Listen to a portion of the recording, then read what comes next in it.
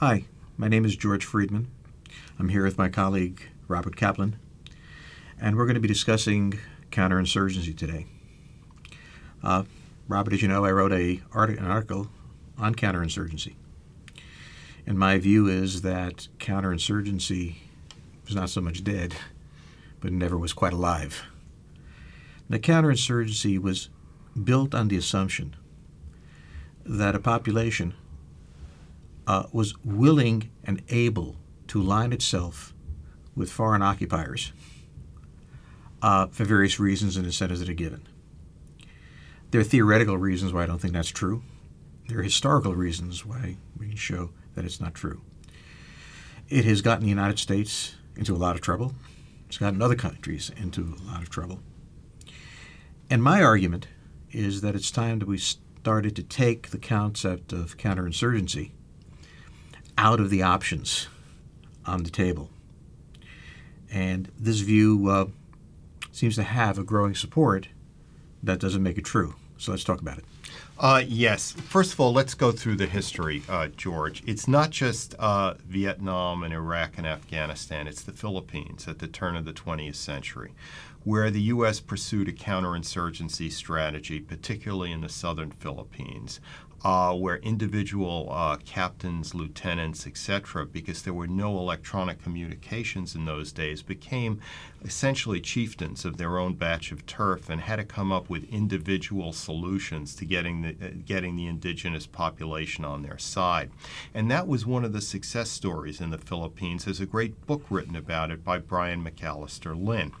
And all the great lessons we learned on the Philippines were thrown out by the Army afterwards, because the war was criticized by Mark Twain, among others, and the war took on a negative cast. So just when we needed them for Vietnam, there were no lessons learned, both good and negative about it.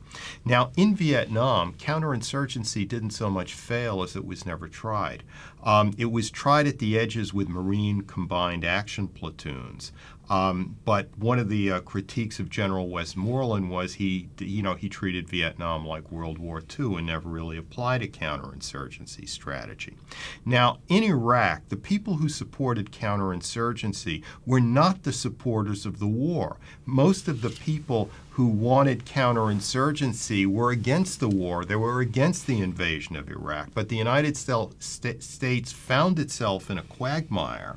And these people said, well, here's a way to deal with it in order to get us out of the quagmire.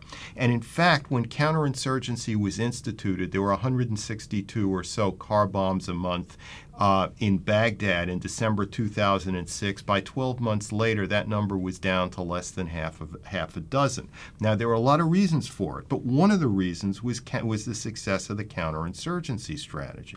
But then my question is, what is the strategic goal? If the United States has as a strategic goal the transformation of a country, changing its political culture, its social culture, it has to demonstrate that it has an overriding interest in such a massive undertaking. We look at the Philippines, and we also bear in mind that it took place in the southern Philippines, and the rest of the country was not inflamed. Actually, the rest of the country was. I misspoke. We got ourselves into a mess in the Philippines. But the point I'm making, we've got to go back to 1900 to find an example that we can debate that worked. When we I would say that Iraq worked. Well, I guess I don't understand what it means to work when the United States withdraws and a neighboring country like Iran is in a dominant position. I think we have to define work. All right, let me define it. As I said, car bombings went down from 160 to about 6. And the country was on the verge. It had already suffered about 200,000 civilian deaths. These are rough numbers. They're debated. But I used the figure 200,000 civilian deaths. It was on its way to being ramped up from a Iraq-Bosnia level civilian violence to a Rwandan level of 900,000 or so. That didn't happen. But the so counterinsurgency didn't so much succeed as prevent something bad from happening, which itself is a moral good and a strategic good. But the point is something bad did happen. The current government that we were left with there is a government that is not supporting U.S. interests Its relationships with Iran are not what it wanted. Iranian power was expanded. But those fall outside the purview of counterinsurgency. And you cannot leave that because the only counterinsurgency is a tactic. It's not a exactly. strategy. And the question is, what is the goal, and does counterinsurgency serve it? So my problem with counterinsurgency is that when you set yourself as the goal, the pacification of a country, whatever that is, the question you have, what is your own political end? There are cases in which you're going to find a counterinsurgency works, if by that you mean reducing the number of bombings from 160 to 6. But in terms of the strategic position of the United States in Afghanistan, in Vietnam, in Iraq, one can argue it's never properly applied.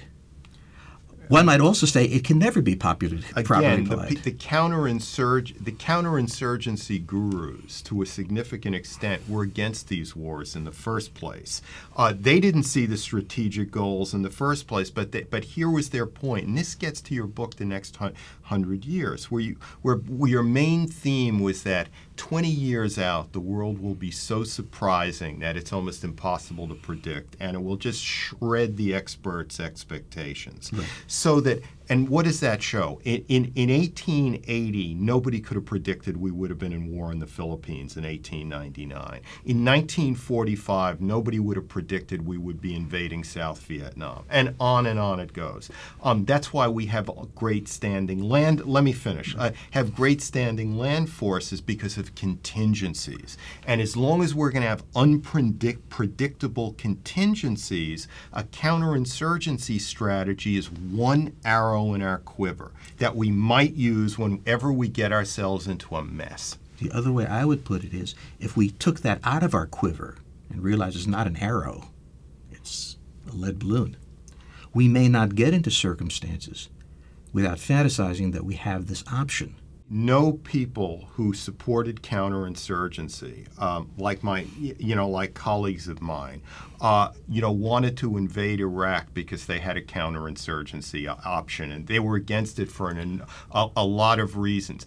But given that we've written a whole manual on counterinsurgency and shredded it after the Philippines, more or less, given that we forgot the lessons learned in Vietnam and had to keep relearning it, doesn't it make sense, now that we've done it in Afghanistan and Iraq, and we've had lessons learned and we've codified it into a manual, doesn't it make sense to keep it on the library shelf rather than to burn the book?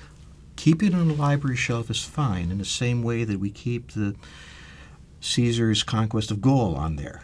Seeing it as a policy alternative, I find risky, because when you constantly undertake something and you find that it doesn't work, whether it's because people don't remember the last war, which they frequently don't, or because it has too high a level of complexity or what have you, you really have to consider the risks.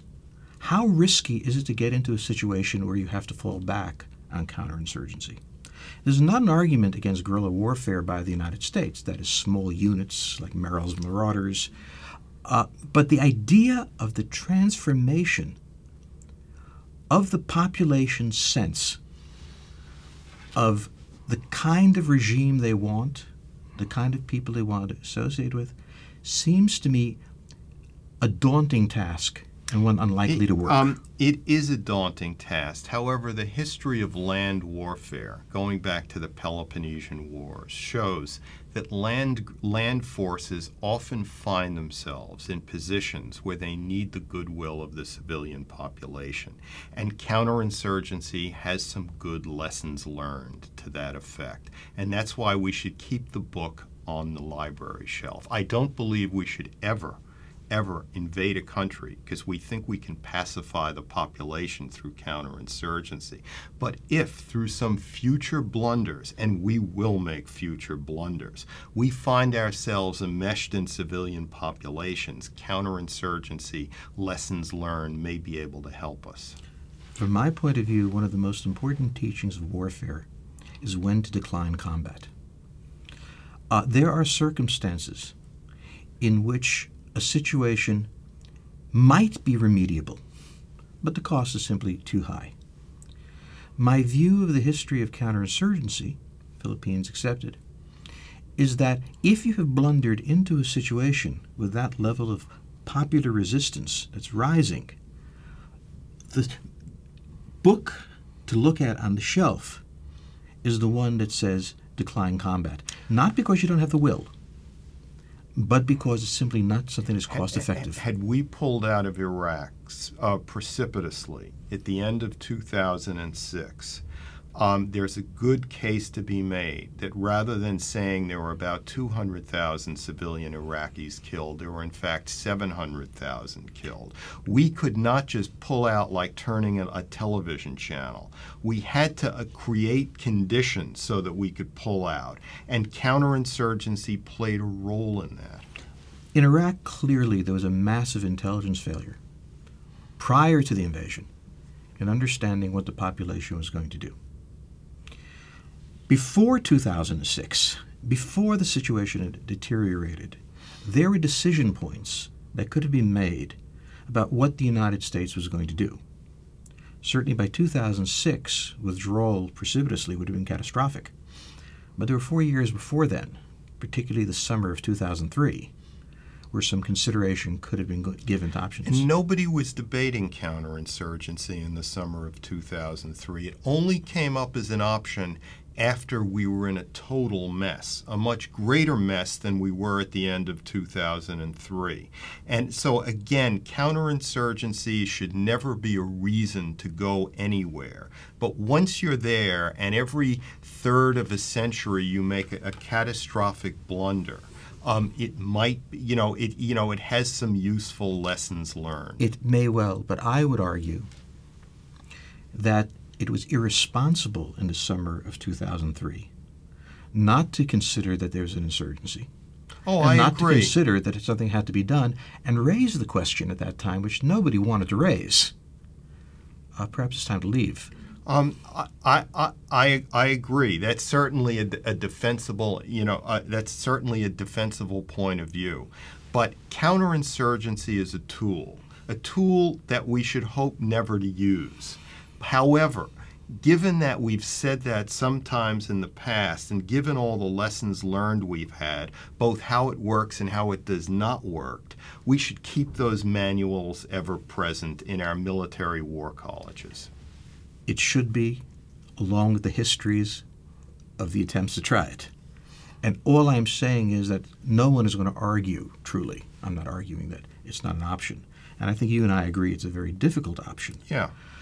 But I think there is a school in the military, and particularly in the civilian community, that thinks that this time we're going to get it right every time it happens. And we don't. And we have to bear in mind, therefore, the risks are higher than we might want to anticipate. I don't think we disagree that much on the question of keeping it as a last resort. Yeah.